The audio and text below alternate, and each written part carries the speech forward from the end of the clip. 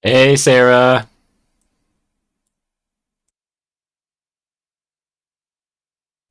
I'm going to be driving in my car for a few minutes, so I won't be having my camera on. That's a good call. See you soon.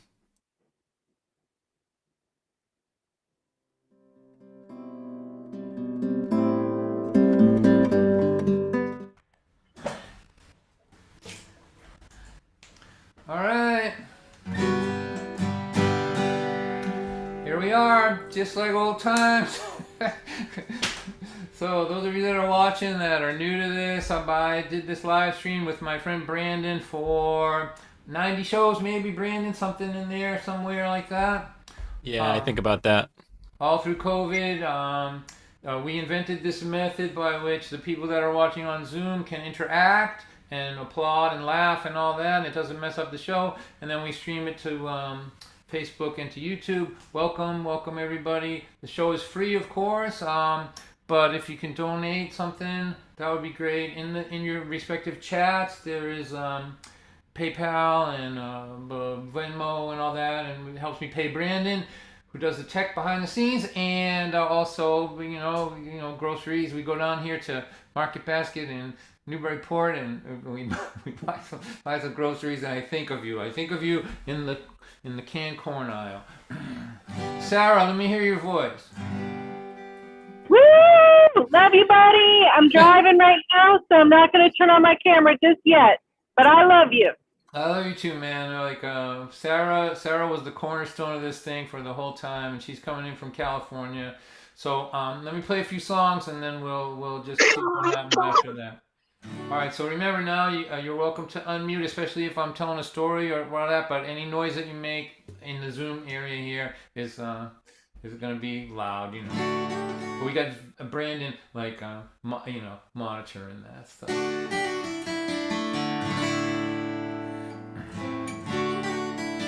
I overheard a man complaining how his 401k was not performing quite how he would like it to. As he sipped his double latte and continued to complain, I thought about that day in 1982. We were living in the shack with the outhouse in the back. If I'm not mistaken, you were pregnant too. We thought it might be funny to count up all our money and discuss all the investing we could do. We pulled our pockets inside out, we pulled the cushions off the couch and stuck our fingers down deep inside. We emptied out the pockets of the jackets in our closet, but not one single penny did we find. So after the realization our financial situation was not conducive to investment at this time, we decided to invest in what we've always done best. We danced around the kitchen for a while, we do the victory dance. When life is such a mess, we don't know what else to do. We do the victory dance when being penniless became literal to me and you. Well, you can jump off of a building, you can take a bunch of pills, and you can walk around in a trance. But if you wake up in the morning on the right side of the lawn, go on and do the victory dance.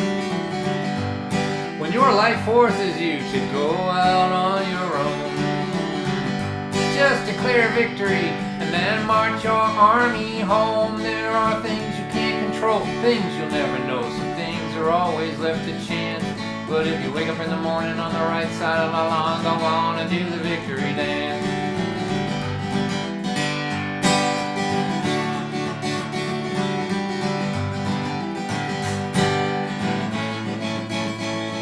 I got fired from a job I'd been working at for 20 years faithfully.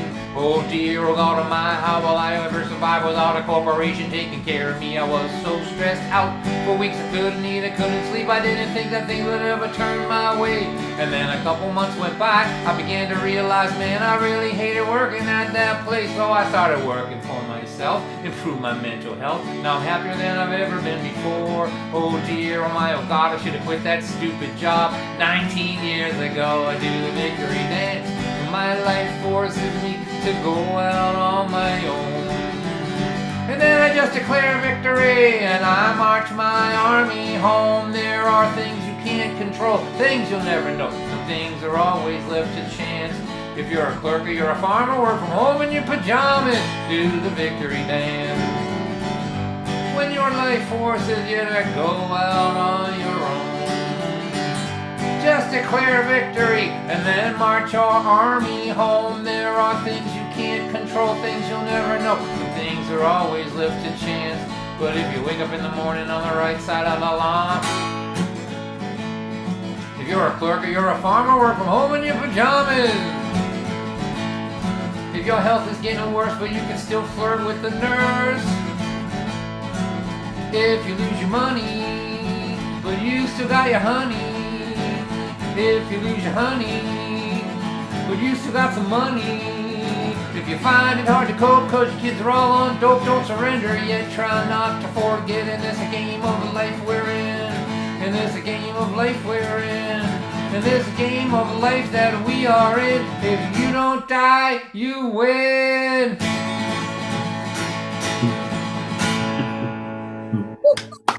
Hey, the crowd was wild.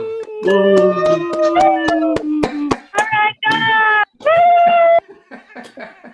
I'm completely going wild. Let me look at you. All right. Gallery. Wow, look at you all. There you are. Look at that. All right.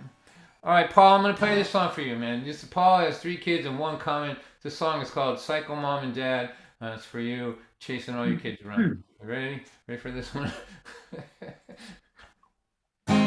Mom come home from work today. I tell you what she saw. Every toy that me and my sister owned was laying out on the floor. And the table was covered with peanut butter and half-eaten sandwiches. There was cereal bowls, an open jar of mayo, and an empty can of tuna fish. Dad was eating a pizza, he had 2 or 3 slices gone. Sports page was laying on the living room floor and the football game was on. When Ma tripped over my toy transformer, that pushed her over the edge. And that's when we knew she was turning into Psycho Mom again. She's screaming, I'm fed up, I'm finished, I'm through. I've had it up there with all of you, I'm running away. I'm leaving today, I'm gonna join the carnival. But first I'm selling you kids for $1 a pound to a couple of cannibals. I used to be normal, used to be calm. I'm picking up after you animals, turn me into Psycho Mom.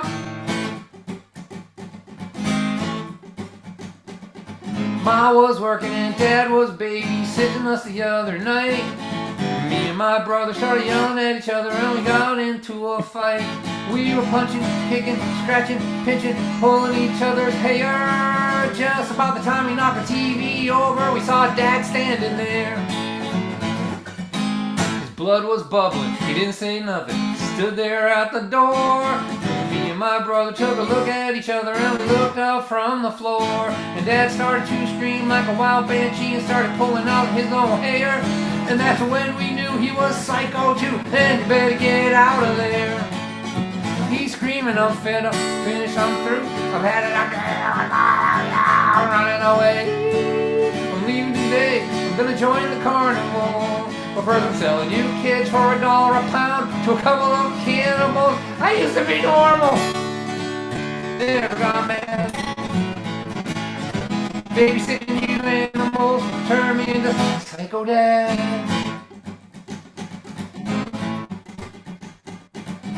For an hour, our mother and our father were trying to keep us in bed. Me and my sister never ever miss a chance to play with their heads. We were using every excuse in the book to try to keep from going to sleep. She said, I'm thirsty. I said, I gotta pee. She said, I forgot to brush my teeth. Just got done with that classic one. Upon this fateful night, where you say it's too dark, they turn on the light, and then you cry, cause the light's too bright. And Miles' eyes bugged out and Dad's head exploded, and they both climbed up the wall. You should thank the Lord that you were not born to psycho Dad and Mom. They're screaming, we're fed up, we're finished, we're through. We're headed up there, we're running away. Leaving today, gonna join the carnival. But first I'm selling you kids for a penny a pound to anybody that will take you. We used to be normal. You remember, dear, it was 1974. We were hitchhiking around America trying to find ourselves. We were peace-loving human beings at that point.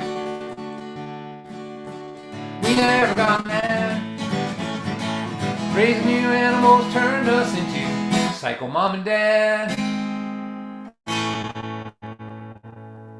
Ta-da! Hey! There you go, Paul. It's just like I was looking in your windows, right? Yeah. Thank you. You're welcome. Good luck to you with the new one coming. I know. He's gonna. That's a. You have. It's gonna be 3 girls, your wife, and you, and your son, right? Yeah. You need to build a man cave outside. That's my Yeah. advice for you. All right. I So have a go ahead. as I have a ramp. That's pretty much all I run off to. Jen, how are you, dear? Unmute so I can hear you. Hey, How's the baby? Where's the kid? she did not take a nap today and she woke up early. Well, I didn't take a nap either, and I'm here. I know, that's what I'm saying. And I told her she wouldn't leave Grammy's. I said, do you want to go see Don White? Boom, off to the car she ran. Oh, And then in the car she fell asleep. well, if you wait before then to let me know, like wave your arms around or something, or just holler out in between songs, and I'll sing her song for her. Okay, I will. All right. Nice to see you. Michigan. So those are my friends that are in Michigan, watching on whatever platform. YouTube's over here. Hello, YouTube. Facebook over there. Hello, Facebook. I'm coming out to Michigan in May. I'm playing the 5th in at the new Greenwood Coffee House, which is in Grass Lake. It's brand new, and but I'm looking to fill the Friday and the Saturday. So Jen, if you know anybody you out there want to raise some money for them or something like that, just reach out to me, and because I'm not sure I can keep getting out there twice a year now. Things are changing. So this time I'm coming for sure in May 5th, and I'm looking to fill the 3rd and the 4th, and house concert, or I think I really like the idea of helping to raise money for somebody out there if we can do that. So keep that in mind. Let me play this one here. My dad said, son, if you keep going on this way, bad report card, real bad report card, you're gonna wind up as a lumper on a cruise someday. I said, Dad, what's a lumper? I was laughing so hard, rolling on the floor. Dad, no one uses words like a lumper anymore. The guys are outside, it's Friday night. I gotta go, see you later, and thanks for the lecture. If you keep doing the things that you are doing, if these things that you are doing don't do you in, they can always use another lumper on the second chance crew. Me, Billy, Bob, Rick, and Ray, those were my drinking buddies, living for the party Thursday, Friday, and Saturday. Don't forget Sunday, one by one they moved away from home. The time went by, the next thing I know, I'm 31, I'm drinking with a bunch of 19-year-olds. What a loser, man, what a loser. You keep doing the things that you are doing, if these things that you are doing don't do you in, they can always use another lumper on the second chance crew. second chance people got a touch of gray, party their teens and their 20s away, but now they're sober, starting over, 32. They're just so glad to be working on the second chance crew. I should've skipped a little less school in my day. Those pallets aren't gonna move themselves, lumper. I wound up in the program, I know that's no surprise. I make the minimum wage, but at least I didn't die. My knees are aching and my back is sore. I've been dragging these ladders across a plywood floor. And Dad, I never wonder what a lumper is anymore. You know why? 'Cause I'm a lumper. If you keep doing the thing that you are doing, if these things that you are doing don't do you in, they can always use another lumper on the second chance crew.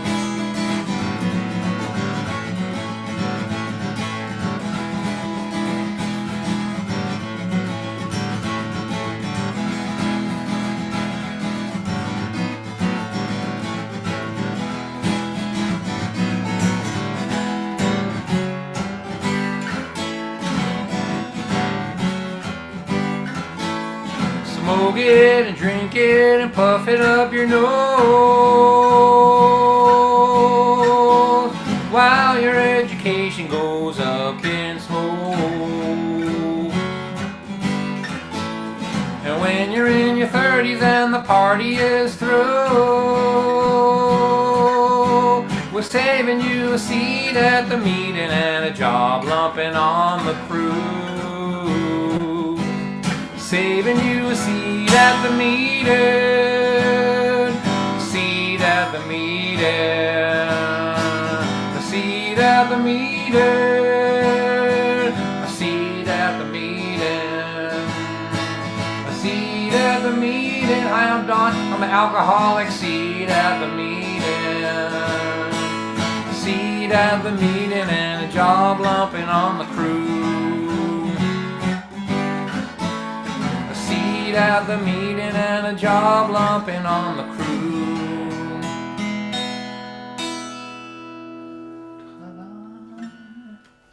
Yo!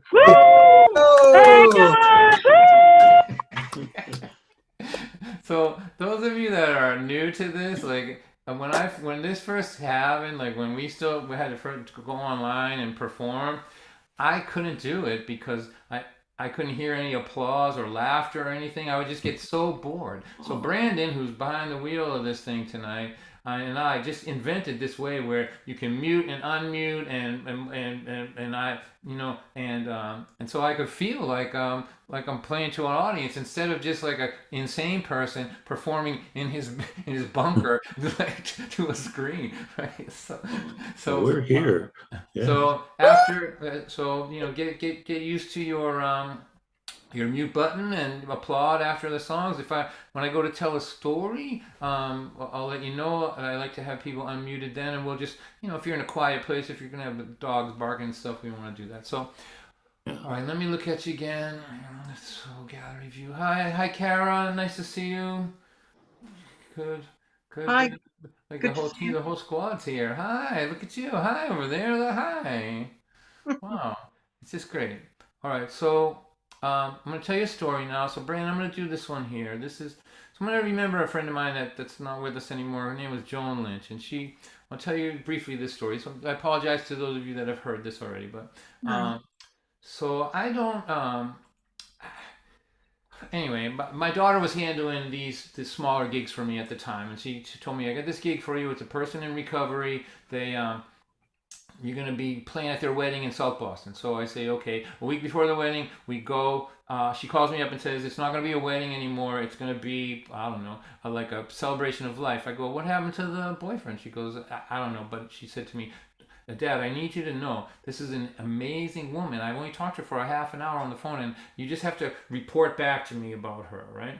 And so I say, okay. So I'm intrigued. I go there. It's in South Boston, this little dumpy place, and I meet her. Her name was Joan, and she had these shoes on. They looked like she could click her heels and fly off to Oz. They were like red and sparkly, had like diamonds on them, and so I mean, I didn't hardly know her, but I stuck my foot next to her foot, and just for comparison, like I had a pair of like $5 shoes on, and she snapped a picture of it, and we started talking, and I was kind of charmed by her, charmed right away. I didn't really understand her. Like, is she faking it? Like her husband's gone, but look how happy she is. Like she was so in the moment. I didn't really understand it, but I was intrigued. And then a band started playing, and I was going to play after the band, so she went out to the dance floor, and as she was walking off, she said to me, I have stage 4 breast cancer, and it's in my bones. And then she walked out and danced, and she was all by herself on the dance floor twirling like that. And I just started thinking about her and other people that I've met for whom tomorrow is not guaranteed, for whom tomorrow is a question mark, and how holy they are. They're like these holy people. You know, everybody understands carpe diem and seize the day, but when you're with somebody that's as sick as she is or was, then they live it. Like you can feel it. Like when she hugged me, I never had a hug like that. I felt like we could lift off the ground. When she was dancing, she was twirling. It was like there wasn't another person on earth. You know, she was like in that zone. And when she smiled at me, like it felt like it cracked the glass on my eyes. And I went home and I wrote this song for her, and she became my pal. She came to all my concerts. I have a photograph of her at Club Passim. She's in front of a photograph, like a poster of a microphone, and she looks so beautiful in this photograph. She's got this purple multicolored scarf on, and she looks gorgeous. And the story of that is that she came right from intensive care, right from the hospital to come to my concert, and she and then went right back. Like, you know, she was so sick then. But her friends told me that she would always dress beautifully and try to look as good as she could, even if she only had 1 good hour a day, because she didn't want people to worry about her. And I miss her a lot, and she taught me a lot, and I'm going to sing this song for her. It's called Last Dance. She told me she was stage 4. She walked onto the dance floor like it was the last dance of her life.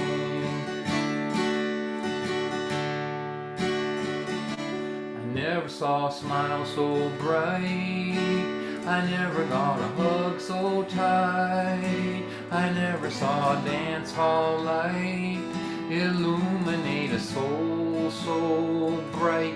These eyes have seen a lot of things, but they never saw angel wings till they watched a woman dancing like it was the last dance of her life. Like it was the last dance, like it was the last dance, like it was the last dance of her life. I know people love the old cliches, how everybody ought to seize the day. They post them on their social page every hour of every day. But you have got to love the irony of sitting down at a computer screen, posting carpe diems day and night, while your life goes passing by. I never saw a smile so bright. I never got a hug so tight. I never saw a dance hall light illuminate a soul so bright. These eyes have seen a lot of things, but they never saw angel wings till they watched a woman dancing like it was the last dance of her life. Like it was the last dance, like it was the last dance, like it was the last dance of her life. Maybe tomorrow I will try to write a song about this precious life, but tonight I'd rather live this life then describe it while it's passing by. She told me she was stage 4. She walked onto the dance floor, and her body started moving like this was the last dance of her life. Like it was the last dance, like it was the last dance, like it was the last dance of her life.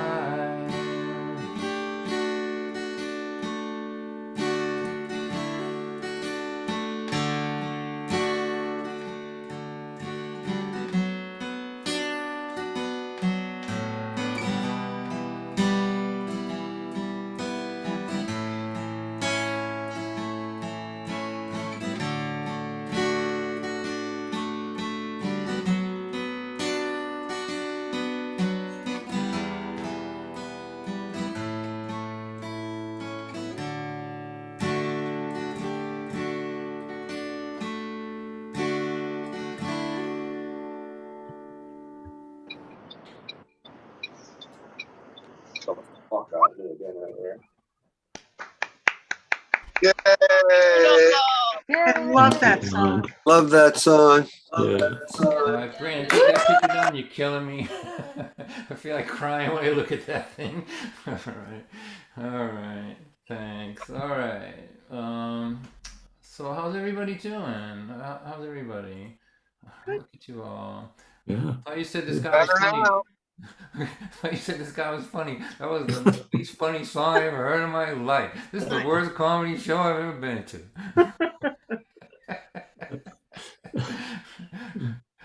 All right. Don't call me by surprise. I used to play that all the time, every Thursday. I haven't played it since then. Now I'm like thinking about her, all messed up. Oh no, all fixed up. All right. Yeah. Let me read something from my book here. So my book is called The Hitchhiking Years. It's my second book. My first book is called Memoirs of a Sea Student. That's the name of my first book. And it's 12 stories, but this is the new one. And it's about my wife and I hitchhiking around the world. So we hitchhiked for 3 years. All of you know this. And we're still together. Because we're not unable to meet anybody who has the same life experience as us, could live up to it. And so I'm going to read this part from the end of that part of the book. This is a part.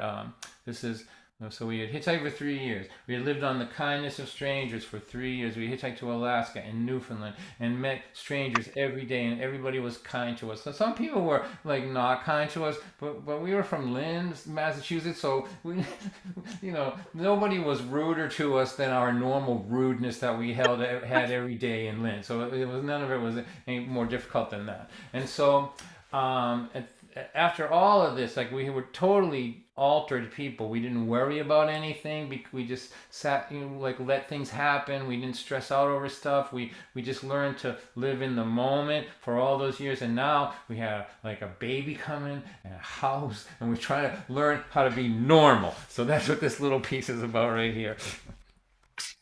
Teresa turned to me and said, "I believe that at this moment in time we are literally penniless.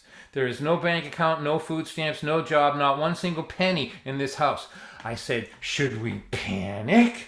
And she said, "I believe we should." So what I want is for as many people to unmute now as possible. Remember, you have to be in a quiet place, but unmute if you're in a quiet place, because if I say something funny, I want to hear you laughing. I don't want to be the only one laughing. It makes me feel like I need mental health help. All right, so. Let's laugh. There's no bank account, no food stamps, no job, and not one single penny in this house. I asked, "Should we panic?" She said, "I believe we should. I think that's what normal people would do in this situation." I said, "Right. Normal people would be flipping out right now. I mean, we're living in a real house. We're going to have a real baby. Hell, someone might even give us a real television set. We're definitely on our way to becoming normal. So we should freak all the way out and not have any faith that things will work out, or that the universe loves us or any of that other stuff that normal people think is hippie nonsense and a waste of time." She said, "Yup." We need to learn how to make the worst of every situation at the earliest point It's the best. so we can be freaking out every day just like everybody else. She said, it's going to take some practice. I said, okay, do you want to start? How about you scream at me and tell me that I need to get up off my ass and go get a job? She said, that's a good one. And then you could go, and then you could storm out and go to the bar. You won't have any money, but when you tell the bartender what a shrew your wife is, he'll let you open a tab. Woohoo! I said, none of this sounds too hard. I don't think we're going to have any trouble learning how to behave in a way that makes every situation 10 times worse than it really is. And since I'm fully committed to becoming normal with you, my dear, I'm happy to practice these tiresome lines and unevolved behaviors. But first, let's try to disprove your penniless theory. I think there may be a coin or two hidden in this house somewhere. So Teresa opened the living room door and slid her hand into all the jacket pockets. There were no pennies.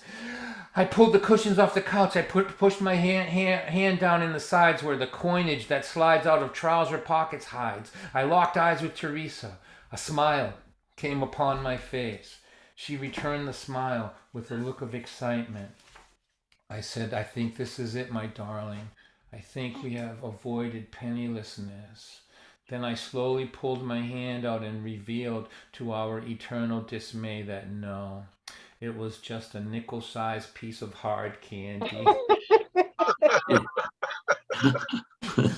We had just confirmed that at this moment in our long, extraordinarily atypical journey, we were indeed without one solitary cent. In addition, we were unemployed, lacking most skill sets that might alter that fact, expecting a baby, hauling water in buckets, and going out to a barn in sub-zero temperatures to pee.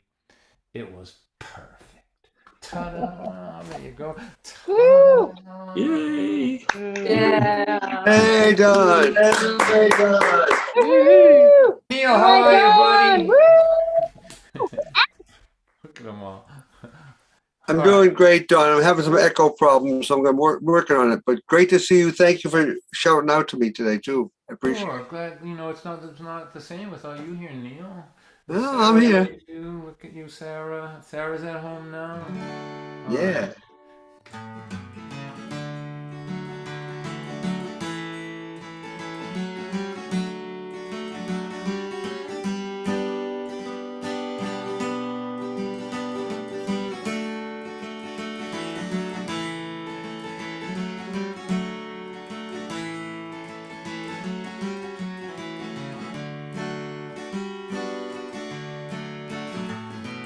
Didn't I know you in 74? You were 18 and out of control, hitchhiking far and wide for 10 months at a time, sleeping by the side of the road. All day long you would walk, hiking boots, Birkenstocks. You lived on black beans and rice. The wind in your hair, my friend, the freedom you knew back then still can't be seen in the eyes of a waitress with 2 kids at her side. Didn't I know you in 74? You were wild, you were out of your mind. Around Dawson, Allen, Watts all night in truck stops, your poetry on highway signs. The road was your teacher, then sleeping on beaches and reaching for things in the sky. The wind in your hair, my friend, the freedom you knew back then still can't be seen in the eyes of a watchman with 2 kids at his side. When it's midnight, I work the graveyard shift. Daylight, I sleep, you watch the kids. No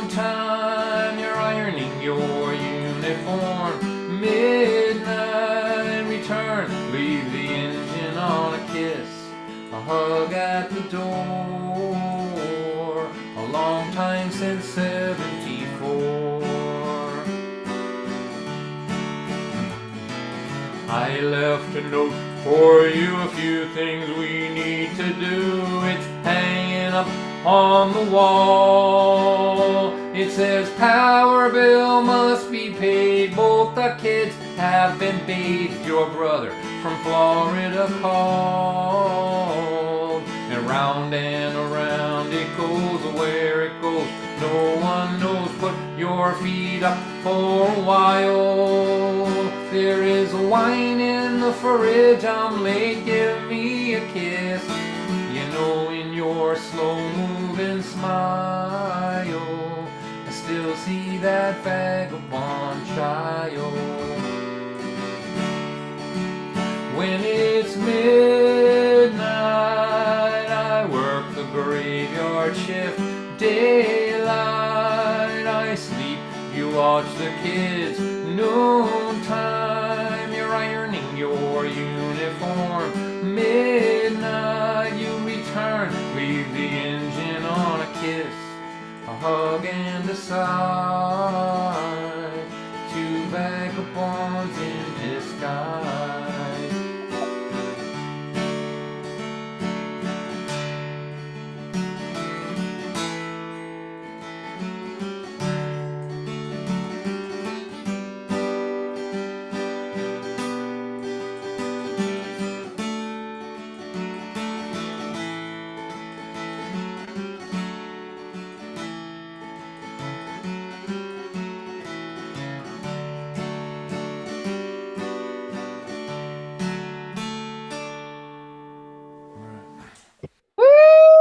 Love Yay, it. Don. Yeah. Yay, Don. Yay. Hey guys, all right. So there's the book there. In your chats, Brandon will put a link to my website if you're interested in buying that. I still have some CDs left. I have three. I made 10 CDs in my life. I think 11 actually, and there's three left. Not just three left in the world, but three titles left. And man, I'm like. They're as low budget as you can get, man. $5, $6, something like that. So DonWhite.net, go over there and get them, because I'm not making more of them, because nobody under the age of 100 buys them. But Paul, who's my friend now here from who's in Amesbury, his band, they made a cassette. I was gonna say that's A cassette. I mean, you know, the next thing will be an 8-track. Make an 8-track. Maybe that. They still make cassettes, Paul? yeah. We actually just recorded a couple months ago, and we're gonna do another round of cassettes for this release too. I love that. It's just like the cheapest. So fun. That's great. You know, People think actually I think I have one around here. all Yeah. right. I'm going to try to use today actually to promote a bunch of my friends. So there you go. There it is. Oh, Get it. I just- That's good right there. You can see it. Woohoo. Actual Oh, cassette. You know? Fancy. Raise your hand if you have a cassette player. Nebraska, the upper peninsula. Oh, I was Michigan. gonna say maybe Celia doesn't know what it is, but she's raising her hand like. all hand folded inserts, hand cut. Oh, sweet. Wow. That is fancy. Yeah. Good. That's great. All right, so here we go. Let's see. Thelia, can you spotlight Thelia for me? Brandon, Thelia and her mother. It's my friends from Kentucky. The mom is a farmer and a writer. And that's Thelia. She is an artist and a painter. And Thelia, can you see? Let's see, Brandon. So now, spotlight me now. Do you see right there behind me? Wait a second. Do you see that right there? Unmute her, Amy, so I can hear her. I think we're unmuted. Okay. So do you see that? Like I put that's a painting that Thelia painted herself. And when I was in a storytelling festival in Kentucky this fall, she came gave it to me with her. I met her brother and her dad, and I wanted you to know that it's in a place of prominence in my house. Original art in the Don White bunker. It is the only piece of art in this bunker right here. I gotta tell you. So thank you for being here, Thelia. So let's see. This is what we're going to do. I'm going to play till a little bit before 8. We'll take a little break. If anybody's here after the break, I'll play some more. I'll stick around.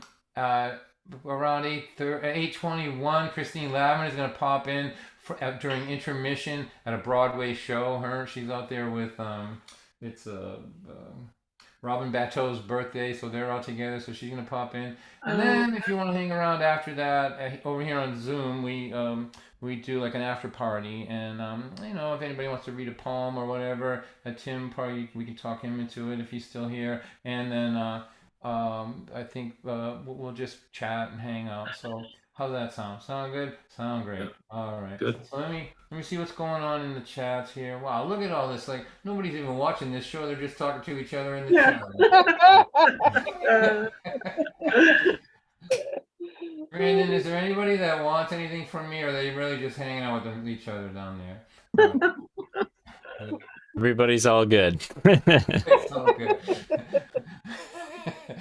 All right. Does anybody want to hear anything? Do you know who I am or why you're here? Is anything? You know what I want to hear, Don. All right, I'll do it. I will do it. I practiced it today because I thought it might come up, and I haven't played it since the last time I played it for you. This is a song called Elijah, the Precocious Orchard Queen, and it's for Sarah. And Sarah, this will tell you as much about Sarah as you ever need to know. That this is a favorite song. Hi Annie, nice to see you. Annie Cass is here. All right. So let's do this. Let's see if I can remember it. So Sarah, this is Sarah's love song. This is a love song. This is Sarah's favorite love song of all.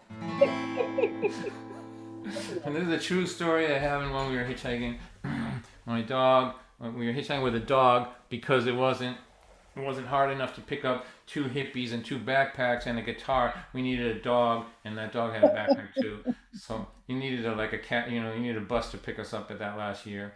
And so our dog, we got a job picking pears in the orchards in Washington, and our dog went into heat, and we wrote this saga, which I never play anymore, but except for my friend Sarah.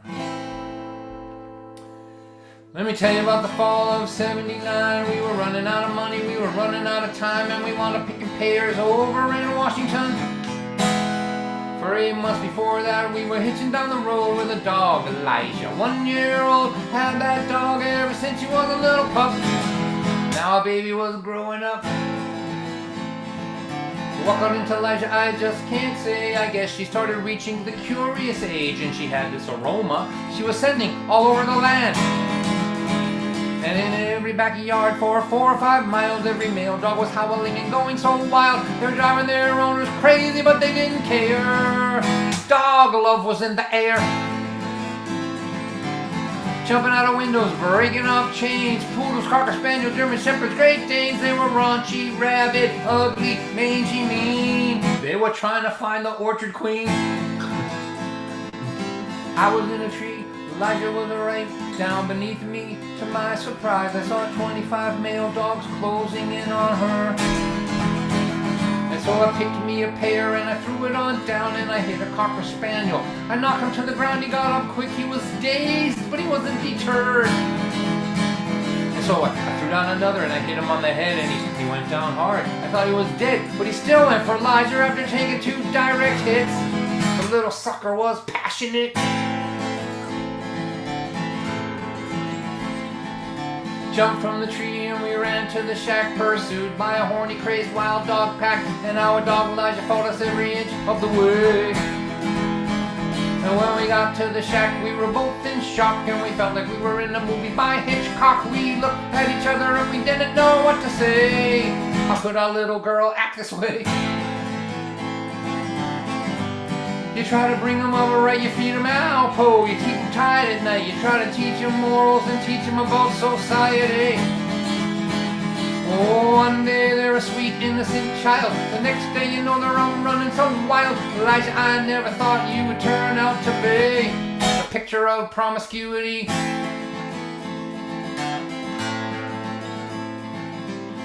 That night, the next morning, I took a pair of my BVD underwear and I put them on Elijah and I put her tail through the little hole.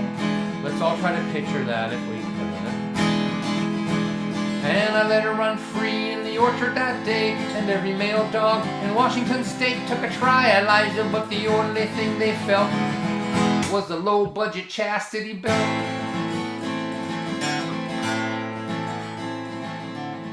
That night when we got to the shack, I took the underwear and I threw them out back. They were wet and they were dirty and I didn't think much of it. Lord Almighty, what happened then when the male dogs got a good whiff of them? It was the biggest dog riot that there ever was anywhere. Over Elijah's underwear. They fought a rumble and they brawled all night. They were killing one another till the morning light. They were fighting to the death for the greatest prize anyway. When it all was finished, when it all was done, the Doberman Pinscher was the champion. He was wounded, but he looked so triumphant, standing there with Elijah's underwear. He won them fair and square. They were torn to shreds, he didn't care. He looked so proud standing there.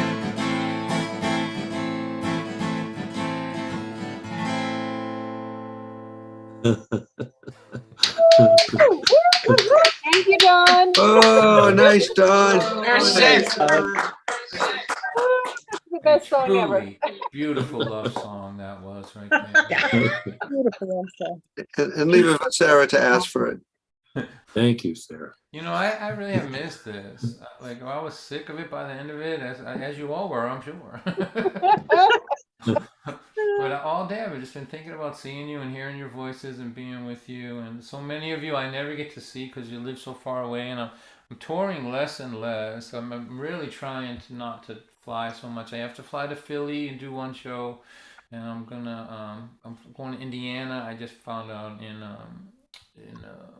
April, you know, so but I'm going to try to keep those airplanes down and stay close to home. So it's really nice to see you all. So what I'm going to do for you is first I'm going to give you a little sales pitch, and then I'm going to play a brand new song that nobody's ever heard. You know, I haven't even heard it sung right from the beginning to the end yet. So if it happens now, it'll be the first time. So first, let me give you a sales pitch. Well, when I'm done with this song, I'll take a break, and we're going to put the splash up here. This is the information. And so if you can drop me a few bucks, that would be great. I have to pay Brandon, and he is the best in the world at this. So Yeah. he is really, and everybody knows it too. That is true. That is true. And so I want to make sure he's got kids and everything, so I want to be able to pay him. But also, you know, we need money around here too. So I'm not playing like I used to, you know. So we're on a fixed income. We're retired. We're an old couple now. So there's Venmo and PayPal. But those of you that don't trust that stuff or don't like to do it or can't figure it out like me, mail me a check. So in the old days we put the mailing address up on the site, but the people I live with have encouraged me not to be throwing our new address out in the wide open world web there. So if a check is your preferred method, drop me an email. It's on the splash, the thing that'll be on the screen. And I'll just shoot you the address. I mean, you can find me. You know, I'm not that hard to find, but we just think it's a good idea not to like let the World Wide Web be able to hunt me down. So here's a new song. I don't know what to do with new songs. I'm having a lot of problem with this. Like, I don't know how to make money off them. At my shows now, I just tell people to record them. Like, here, like I'll give it to you. It's better for me to give it to you than to try to make a 1/16 of a penny off a stream or something. So I'm not really sure, but I keep writing them even though there's no money in it. And this song is called The Power of Humble Dreams. And the idea for this, I've been thinking about this for years actually. In our world, it's like I understand competitiveness and forcing yourself to try to be the best and all that, but I always wonder about people who just have humble dreams. They just want peace in the world. They just want things to be okay. They want their kids to be healthy. Like I think that media and that makes for bad TV. Somebody like that, but somebody who struggles and pushes people out of the way and gets to be the best sport person or the best artist or whatever. It's praised more because it makes for a more engaging television, more engaging story. But so this song is about a scenario whereby maybe people will come to realize that people who just raise peaceful kids, maybe there's a scenario where the magnitude of that can be seen. So this is for you because I love you and I have missed you. And wish me luck on getting through this here.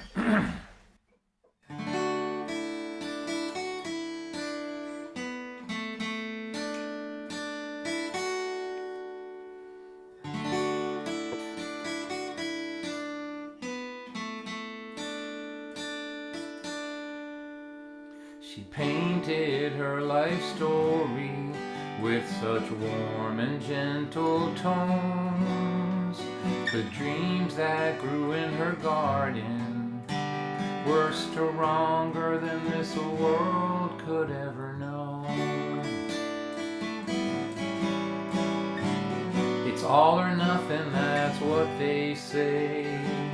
The first loser comes in second place, and so it's either go big or else go home. Because all or nothing makes for good TV. You scan 100 channels and the thing you'll never see is a show about humble dreams. She painted her life story in such warm and gentle tones. The dreams that grew in her garden were stronger than this world could ever know.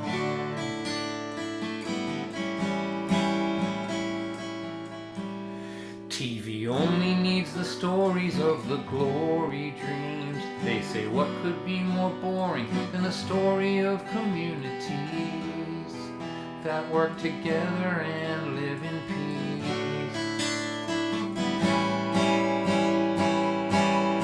All these quiet people with their unsung little humble dreams are raising conscientious children with humility, who then grow up and build compassionate communities. Someday that might just turn out to be a bigger story than it seems. Na na na na na na na na na na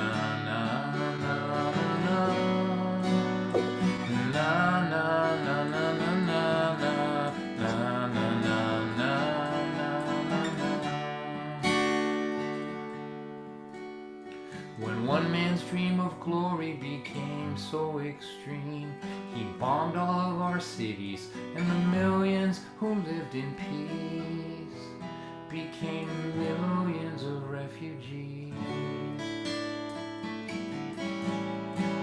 And when the war was over, we began to see how the healing of the world begins in small communities of children raised on humble dreams. Na, na, na, na, na, na, na, na, na,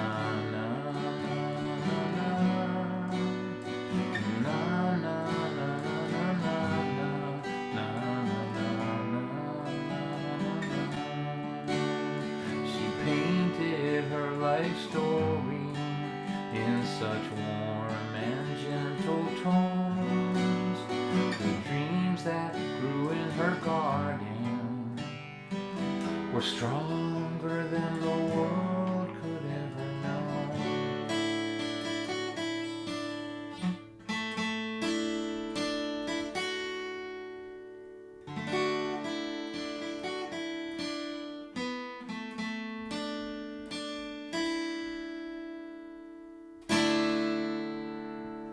Okay. Oh, Dawn, it's beautiful. It really was beautiful, Dawn. Really nice. I love it.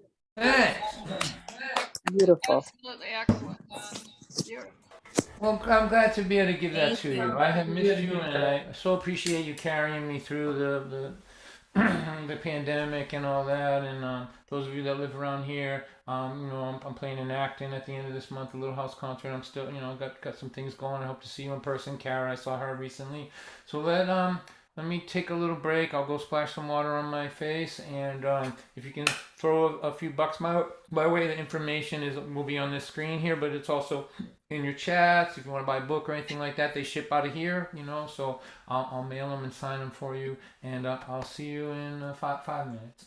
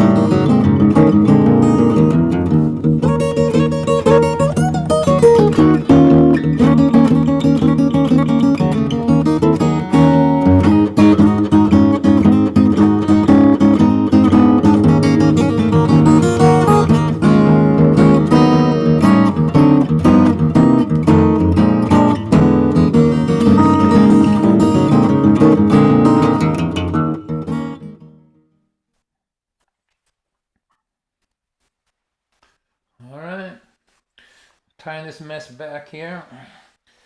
All right. So,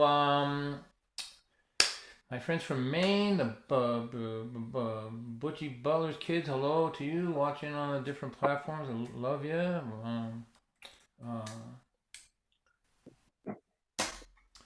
There's some requests out there. Let me play those. This one. Brandon, will you keep an eye out for Jean Winook for me? She says she's coming in around now. And so I have a song I want to play for her if she comes in. I'm not sure what platform. And Christine Lavin at around 20 past. We'll get her here. All right. So someone on, I think, YouTube asked for this. It's called Woodstock Memories. I'm glad they asked for it. It's one I really like to play a lot. So can you hear me okay? Just make some noise. Yeah? Yep. Yeah, we can hear you okay, Dan. Okay, thanks. Yeah.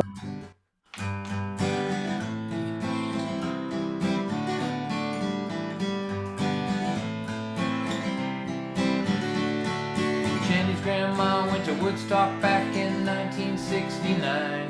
She keeps her ticket stub in a chunk of mud at her house in a little shrine. She was always the girl in the hippie dress twirling at the shows by the Grateful Dead.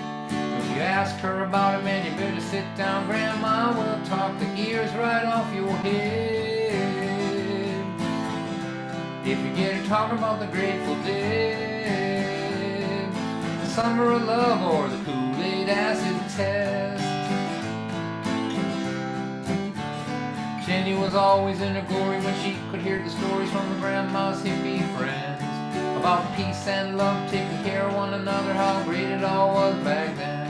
And at night she would dream of being on the bus with Kesey, seeing Jimmy in 69. But when she wasn't dreaming, she always had the feeling that somehow she'd been born in the wrong time.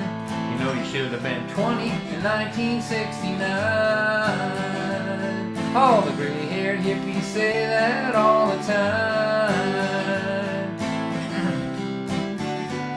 Because the cool grandchildren of the cool young women who danced in the Woodstock mud are living on the beach in Montezuma, Costa Rica, man, they're having all kinds of fun singing. There's only 1 minute if you're not living in it, it's never coming back again. Love you, Grandma, but Bible Ram Dass never said, be there then.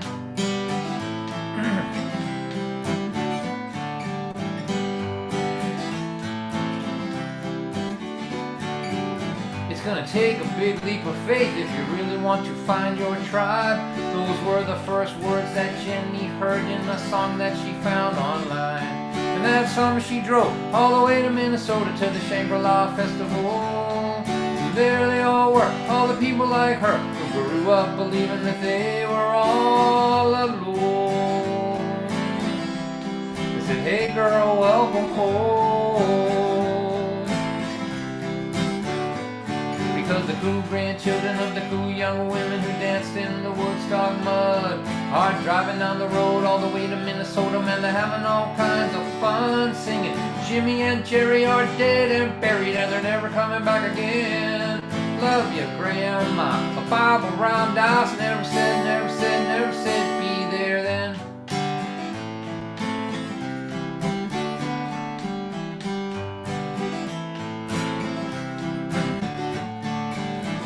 Grandma went to Woodstock in 1969, and since then she believed there was never going to be a better time, and that's alright. But if you don't take your big leap of faith and get out there and find your scene, it will pass you by while you're trying to find your grandma's long gone Woodstock memories. Her Woodstock memories. While the cool grandchildren of the cool young women who danced in the Woodstock mud are living on the beach in Montezuma, Costa Rica, man, they're having all kinds of fun singing. There's only 1 minute if you're not living in it, it's never coming back again. Love you, Grandma, but Bible Ram Dass never said,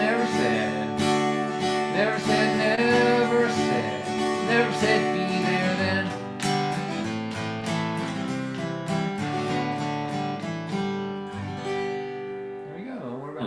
Very good. Beautiful, Don. And the crowd goes wild. I got to play this with my son, so just so you know, like Passim show was last week. So I've been playing Club Passim in Cambridge for, I don't know, 30 years or something like that. I played it when the Donlands owned it, when it was, you know, it was on its way out, and everyone thought it was gone, and then it sort of rose from the ashes. And that was a pretty thriving place. And my son performed with me for the first time in probably 10 years. Man, I was like so emotional. And his children came, so my grandchildren got to see me for the first time perform. They have a lot of questions now about their grandfather. And my daughter was there, and my wife was like a one time gathering of the family, you know.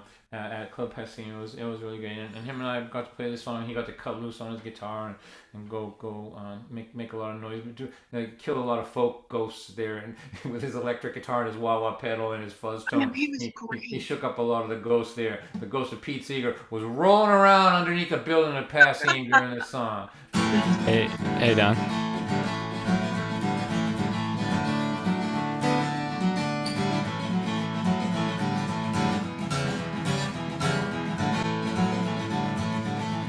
I was born in the city of Lynn, home of the first turbine engine. And as if that wasn't enough, it's also the home of marshmallow fluff. You can travel the whole country, you'll never find a bigger fluff factory. I'm from Lynn, what can I say? People from Lynn act this way. I don't talk slick like I'm from the Hant. I'm the son of a 30-year GE man. Don't be staring at me that way, I am from Lynn, what can I say? On the corner of every street, somebody's cooking something greasy to eat. Deep fat is frying everywhere you look. The town is bound for the record books. A million sub shops open all night long. A socio-intestinal phenomenon. I'm from Lynn, what can I say? People from Lynn eat this way. No room in my stomach for French cuisine. Give me a bag of cheese curls and a submarine. Julia Child, get out of my face. I'm from Lynn, what can I say?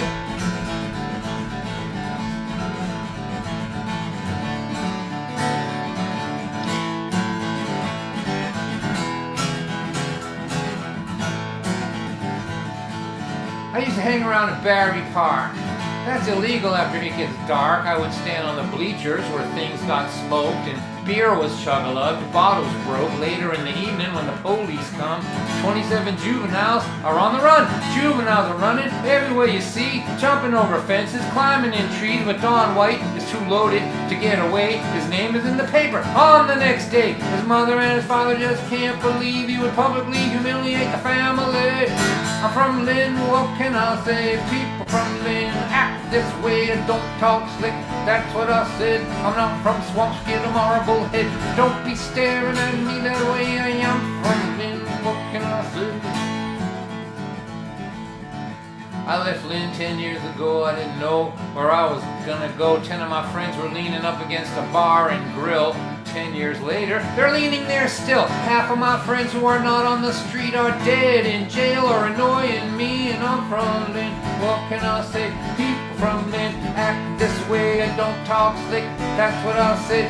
They won't even let me into Marblehead. They're afraid I'll steal something that I have in the past. And it's possible I could do it in the future. But don't be staring at me that way. I am from Lynn, what can I say? Woo! All right, Lynn. Woo! All right, Hey, Lynn. Lynn. Marshmallow fluff forever. Lynn. I can't think. You know, I wrote that song when I was in my 20s. You know how long ago that was? That's A long time. Ago. Couple weeks. That's a long time ago. That's before any of this stuff was here on my head. That's for sure. Hey, Don. And it's still, I can still do it with passion. All right. Hey, Don. Gene's in here in Zoom, and there was also, just so you know, if there's time, there was a request on YouTube from Courtney for B16 with me. All right. So Gene's here. So now the trick is to watch for Christine Lavin. It's at 8:21. So is it my friend Jean? Is she in the Zoom meeting? Yep. Yeah, she's in Zoom here with us. Let me look at her. Hang on a second. Jean, look at you. All right, so spotlight her for a minute. Hey, Don. Spotlighted you, Jean. No. So this person first came to see me. I'm gonna say 89, 90. Is that sound right, Jean? At the O Vienna. Let's see. You were actually the host of a. The first place I saw you was upstairs from the movie theater in Maynard, and there was there. And so 89, 90. Yeah, that sounds And right. she's been a fan ever since. She just moved close to where I live, so I expect we'll be bumping into each other here. She's had a wonderful, beautiful life with a lot of love in it, and as comes with these big full lives, got some hurt in it too. And this is a song that she asked me to play. It means a lot. She told me she couldn't come to my show for a while because it was too soon, to hear this thing. But now she wants me to play it for her, and I want to do it. And I want to thank all of you that have supported me through the years. If we get a minute, I'll talk about that show up in the above the movie theater. It was such an amazing, what a night that was. Okay, so thank you, Jean, and let's get together where I live right down the street, man. Let's do it. All right, so this is called More Alive. I'm gonna take you out of gallery view so I don't start crying looking at you people. All right. I lost my mother. I lost my father. Well, I really didn't lose them. I know exactly where they both are. It's not like they went for a walk, took a wrong turn and both got lost. It just hurts less to say I lost them than to say they're dead. Betty May is 82. She's having more fun than me and you. All she wants to do is laugh and sing. She's the biggest flirt I ever seen. She still flutters those baby balloons like she did when she was 22. So much mischief in those eyes. I never seen someone more alive. More alive, more alive. Waiting on the other side of all the sorrow and the trouble in your life. There are so many sad goodbyes in a long and well-lived life. They don't break you, they can make you more alive. When my mother died, I was so smashed up inside. I was crying like a baby. I thought the pain might kill me. And Betty said, son, you won't believe how many loved ones I buried. My father, sister, my brother, son, my husband, and my mother. And every time I lose a friend, I think I'm never going to laugh again. I lay around and watch bad TV till this feeling comes over me. And then I put some music on and play my favorite song. Dance around my living room like I did when I was 22. And shake loose of that pain inside on the day when I decide not only will I survive, I am going to be more alive. More alive, more alive, waiting on the other side of all the sorrow and the trouble in your life. There are so many sad goodbyes in a long and well-lived life. If they don't break you, they can make you more alive.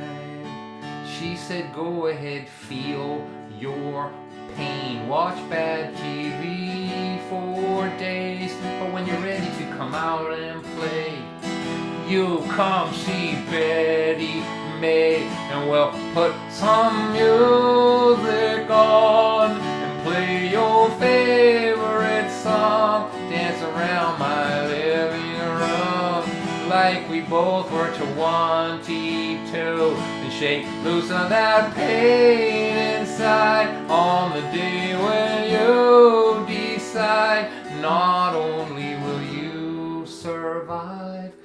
are going to be more alive, more alive, more alive, waiting on the other side of all the sorrow and the trouble in your life. There are so many sad goodbyes in a long and well-lived life. If they don't break you, they can make you more alive. There are so many sad goodbyes in a long and well-lived life. If they don't break you, in time they can make you more alive.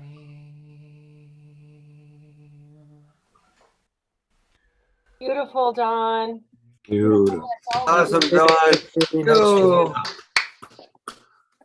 Oh, someone's awake. Oh, there you go. All right. So, take what? So so keep an eye out for Christine, Brandon, right? An iPhone just came in without a name. I'm not sure if that's her or not. She's gonna be coming in on her iPhone, right? So Annie Caps is here. Annie, I want you to hang around after. Like, we'll do a little after party, and she can talk about your new record, maybe sing a song.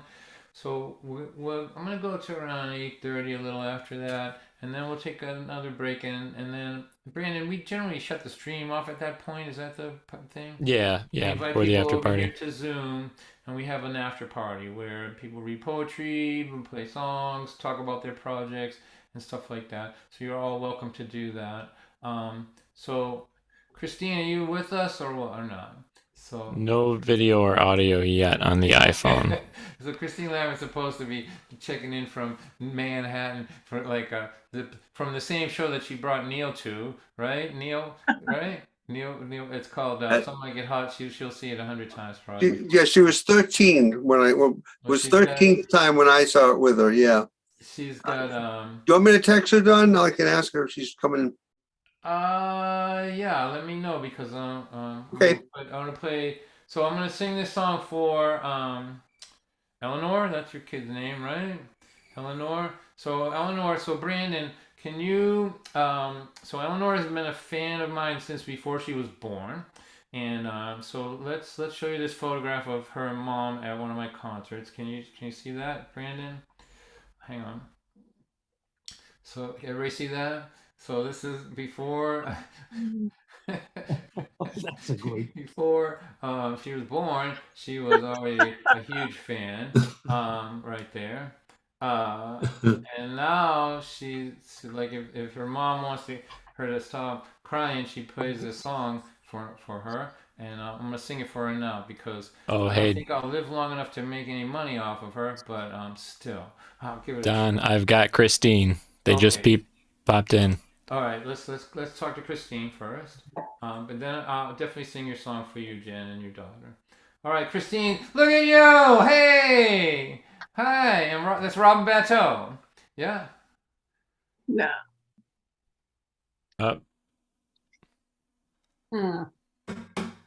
Well, that's what she looks like, boys and girls. That is, in fact, Christine Lavin. I told you she was coming. All right. Well, it looks like we lost them. All right. So let me do this song for. Oh wait, hang on. I'm sorry. She's back. Sorry. Try one more time. Hi, Chris. Oh, there she is. Unmute, Chris. Unmute if you can unmute. I'm trying to unmute her. Unmute. This is like we're in a Zoom moment now. She's saying it's his fault and they're on a boat. There we go. We're frozen in time. We could do bad lip syncing. Hi, Christine. Hey, This is my Don. mask that I'm wearing as a scarf. Hey, Don. There he is. How's your show going? Very good. We're in intermission at Some Like It Hot. Is this being filmed? Can we look at it later? Sure. He spelled some Right. like it frozen. with Some the- like it frozen. Robin, is it your birthday today? He says, is it your birthday today? It's not my birthday. My birthday was last week. This is the exactly 1 week from my birthday. But I believe in the 12 days of birthday, like the 12 days of Christmas. If it's good enough for Jesus, it's good enough for us. Robin Bateau, ladies and gentlemen, one of the great Well, violinists and These are the songwriters. jokes on. This is it. He's talking about you. He's Okay, saying cool. You're a great Robin violinist. is one of the best. Thank you. Thanks so Bustin' much. and Bateau, if anybody knows that band, he's the violinist here. He's a great songwriter. And listen, happy birthday to you. Happy birthday to you. Very nice. Thank you. Happy birthday, dear Robin. Happy birthday. Happy birthday to you. Hello. All right. Christine, thanks for checking in. That was great. Good to see you, Christine. Bye, Robin. All right. Hey, Neil. Happy birthday, everybody. Good to see you. Love you. Bye-bye. Bye-bye. Get back to the show. So long, gang. All right. Eleanor, here you go, darling. So you can, if it looks like it's going to go good for Eleanor, can you put us side by side, me and Eleanor, during this, Brandon? Let's try that. All right. There is a little girl with pretty curls. She's about 5 years old, and she is waiting at the gate for her dad to come home. When he pulls around the corner in his shiny white car, she feels the magic light up in her heart. And he picks her up and he holds her. He says he missed her. He's glad that she is here. As the child lays her head on his shoulder, she whispers these words in his ear. Daddy, I know exactly what love is. Love is real simple and true. Love is this feeling my heart gets when I'm being held close by you. Now she is 20 and there's plenty of love everywhere. She's getting married, so her family and her friends are all there. They've gathered this morning to stand at her side as she waves goodbye to this time in her life. And they each take a moment to hold her and to tell her what she means to them. In a world that seems to keep getting colder, she has been blessed with a warm family and friends. She says, I know exactly what love is. Love is real simple and true. Love is this feeling my heart gets when I'm being held close by you. Now they are older and no one told her it got crazy like this. They're going to night school, they're working jobs too, and they are raising 3 kids. The youngest one is crying with a bruise on her knee. She needs attention and she needs sympathy. And when she picks her up and she holds her, that old magic lights up in her heart. And as the child lays her head on her shoulder, she knows exactly why they're working so hard. Little girl, I know exactly what love is. Love is real simple and true. Love is this feeling my heart gets when I'm being held close by you. Now they are 60 and their history spans 40 odd years. They have buried their parents, now their grandkids are here. There's something about the way they look in each other's eyes that speaks softly about the meaning of a life. And when he puts his arm out to hold her, it feels so familiar and warm. She thinks love is an expanding endeavor till your last breath from the moment you're born. Now she is 80 and she hates being in this nursing home. Her man's been gone now for a long while and she feels so alone. She closes her eyes and she begins to pray that a little comfort might just come her way. And God lifts her up and he holds her, and she remembers this feeling she has. She is not a woman whose life is almost over. She's a little girl being held by her mom. God, I know exactly what love is. Love is real simple and true. Love is this feeling my heart gets when I'm being held close by you. And God, love is real simple.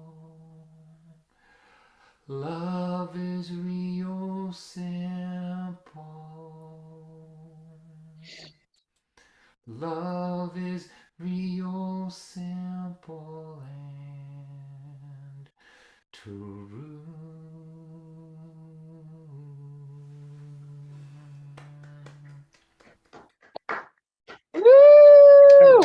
Oh, that was so beautiful. You look so beautiful. He kept saying, he plays song. I'll sing that song for you, Eleanor, because you're beautiful. Oh, love that laugh. I really don't know what to play after that, boys and girls. We're going to have to take a little break. All right. Thank you. Thank you, Eleanor. Thank you, Jen. Thanks, Eleanor. Great. Yeah. Thanks, Eleanor. Bye. All Thanks, right. Jen. So here's the deal. Those of you on other platforms, YouTube and Facebook, thank you for coming. We're gonna have a little after party where we just hang out, and I have some friends who probably sing a song, talk about what they have coming up. I want to use the platform here for announcing concerts and stuff like that. It will just be a half hour, 40 minutes. But if you want to join us, go into your respective chats, and the information on how to get over here to Zoom is there, and you're welcome. We're going to shut the stream off probably in 5 minutes or so, would you say, Brandon, or something like that? Yeah, about that. Yep. And before we do that, Brandon, can you spotlight yourself, please?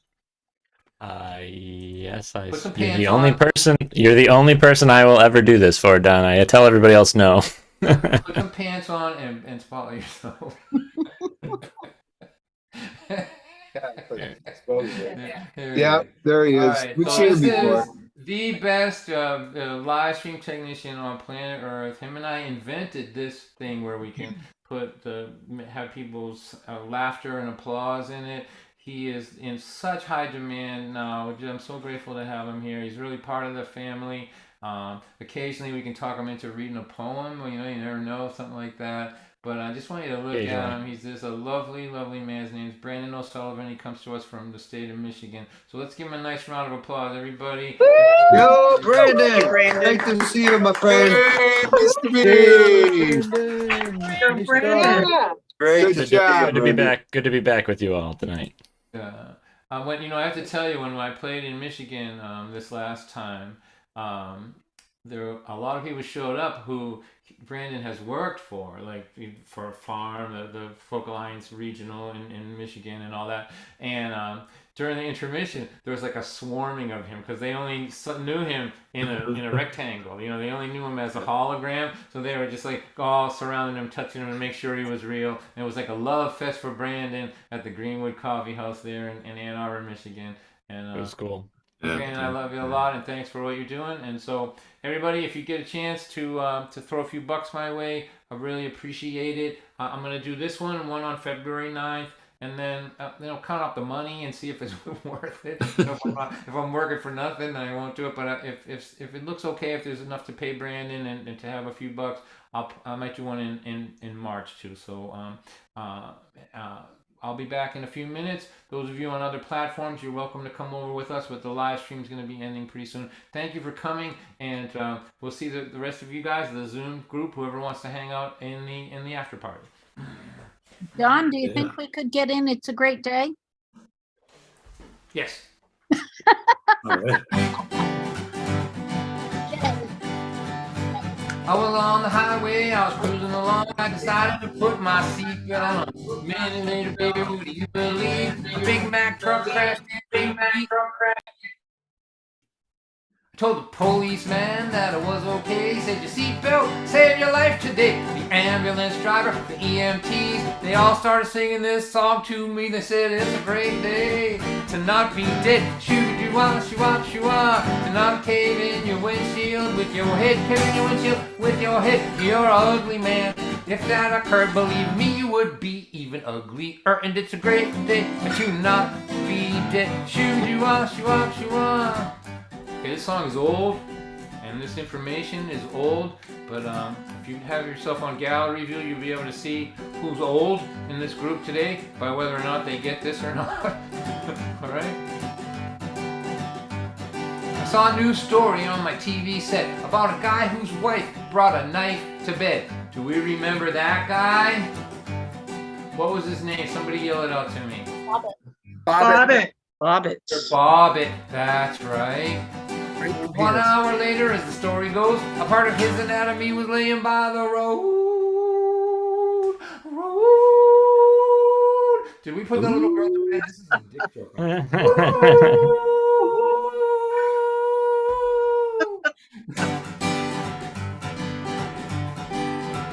I have to start at the beginning of it now, I don't know where I am. All right. A new story on my TV set about a guy whose wife brought a knife to bed. 1 hour later, as the story goes, a part of his anatomy was laying by the road. My wife looked over and she smiled at me. She started singing this song to me. She said, hey, it is a great day to not be dead. Shoo-doo-wah, shoo-wah, shoo-wah. And not have your wife bring a knife with her to bed. Shoo-doo-wah, chop, chop. I yell, I scream, I complain a lot, but at least I haven't cut no body parts off, and it's a great day to not be dead. Shoo-doo-wah, shoo-wah, shoo-wah. You know, not cutting body parts off is a pretty good quality in a wife, ladies and gentlemen. Those are my little holograms that are with their betrothed, their boyfriends, their sweethearts, you know. Here's a little tender moment. I don't think it's inappropriate if you're with the same person you were with since the beginning and you're still put together anatomically the same way you were in the first at the beginning. I don't think it's inappropriate to say thank you. So let's have a moment for all the little tender couples out there who are still anatomically correct. Thought about my car crash, my close call. I started getting sentimental. I said I love this house, I love you guys. I even love my rusty old car outside, and I'm so happy to be alive with you. Little squares, let's do all the things we always said that we would do. Because the Thursday nights are back, boys and girls. It's a great day. It is a great day. It is a great day. It is a great day. It's a great day to not be you, Marcia. Thank you. All right, back in 3 minutes with a little after party. Anybody who wants to hang around, come on over if you're on another platform. You made my night. Aw.